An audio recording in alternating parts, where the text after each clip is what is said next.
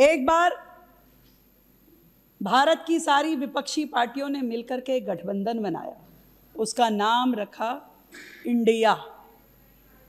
नाम तो इंडिया रखा, परंतु यदि आंख बंद करके उन्हें सुने तो ऐसा पता ही नहीं चलता कि वो स्पोक्स पर्सन इंडिया के हैं कि पाकिस्तान के हैं।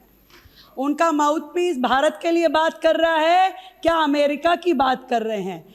ऐसे जितने लोग हैं, जब संसद में चर्चा हुई तो जोर जोर से चिल्लाए, ऑपरेशन सिंदूर पे बहुत सारे प्रश्न उठाए।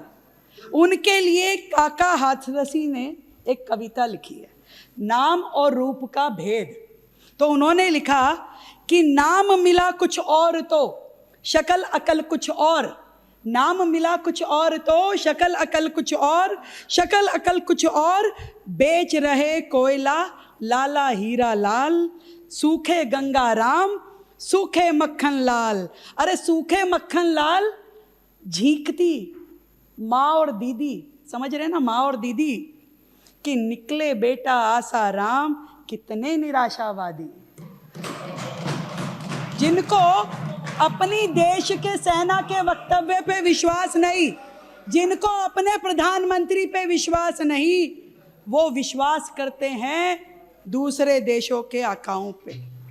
और वो जो दीदी, राष्ट्रीय दीदी, श्रेय की बात कर रही थी कि देखिए मोदी जी को इसका श्रेय चाहिए, मोदी जी को इसका श्रेय चाहिए। मैं पूछना चाहती हूँ, 1947 से आपकी सरकार दिल्ली में, देश में राज कर रही है। आपने खूब श्रेय लिया देश को आजाद कराने का, तो देश के विभाजन की जिम्मेदारी क्यों नहीं ली आपने? आपने खूब श्रेय लिया कि भारत को हमने जिताया, भारत को हमने आजाद कराया, तो जब कश्मीर जो भारत का हिस्सा था और पाकिस्तान उस पर कब्जा कर रहा था, तो आपने उसकी जिम्मेवारी क्यों नहीं ली?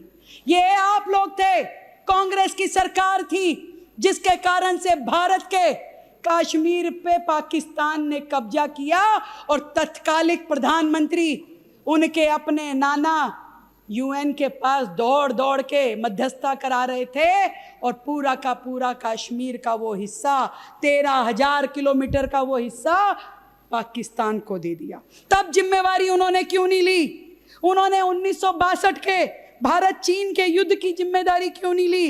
जब बिना हथियार के, बिना ठंड के कपड़ों के, बिना बारूद के हमारी सेना के हजारों सैनिक मर गए, तब उन्होंने जिम्मेवारी नहीं ली, बातें करते रहे। मैं पूछना चाहती हूँ, 1965 में जब भारत और पाक का युद्ध हुआ, तब क्यों ये सरकार दबाव में आई थी? जीती हुई जमीनें वापस कर दी, समझौते कर लिए गए, मध्यस्थता करवाई यूएन और यूएस की, तब किस दबाव में थी? तब क्यों जिम्मेदारी नहीं ली? और साथ में बात करना चाहती हूँ 1971 के युद्ध की, जब भारत और पाकिस्तान का युद्ध था। सेनाओं ने तब भी शौर्य दिखाया, सेनाएं आज भी शौर्य दिखा रही हैं, पर तब जो सिंहासन पे बैठे हुए लोग होते थे, उनमें निर्णय क्षमता नहीं होती थी। 93,000 बंदी पाकिस्तान के सैनिकों को बना लिया गया और बिना शर्त के छोड़ दिया गया।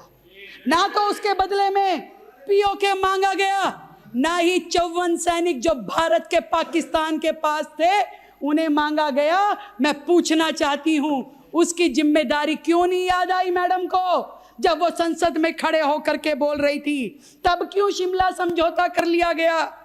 मैं पूछना चाहती हूं, 1984 में जब प्रधानमंत्री इंदिरा गांधी जी की मृत्यु हुई और तत्कालिक उनके बाद के प्रधानमंत्री राजीव गांधी खड़े होकर के ये कह रहे थे कि बड़ा पेड़ गिरता है तो धरती हिलती है, तब उन्हें जिम्मेदारी का बोध नहीं था कि उनके इस एक वाक्य ने पूरे के पूरे भारत में हजारों सिखों के घर बर्बाद कर दिए, उनका कत्लेआम कर दिया।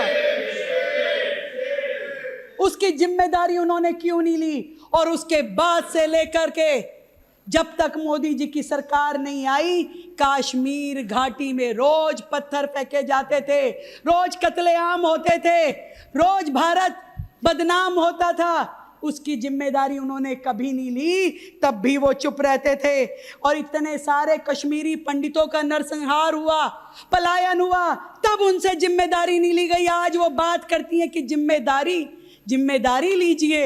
जिम्मेदारी लेने के बाद ही तो यहाँ बैठे हैं। और वो सांसद जया बच्चन जी वरिष्ठ सांसद हैं, बात करती हैं कि काल्पनिक लगती है ये सारी घटना।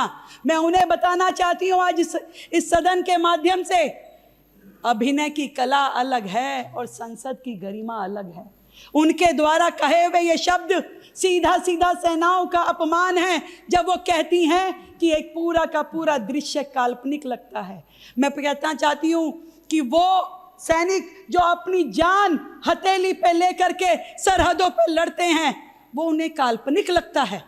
वो कहती हैं इसका नाम सिंदूर क्यों रखा गया। मैं उनको उनकी ही फिल्मी भाषा में बताना चाहती हूँ कि एक चुटकी सिंदूर की औकात आप क्या जाने जया मैडम। आपको नहीं मालूम कि इसकी वैल्यू क्या है, इसका आधार क्या है, इसका सम्मान क्या है। आप तो फिल्मी हस्ती हैं, फिल्मों के अंदर की दुनिया जानती हैं, उसके बाहर आपको कुछ नहीं पता, क्योंकि तुम्हारी राजनीति तो केवल आरोपों से चलती है और मोदी जी की साख जनता के भरोसे पे पलती है।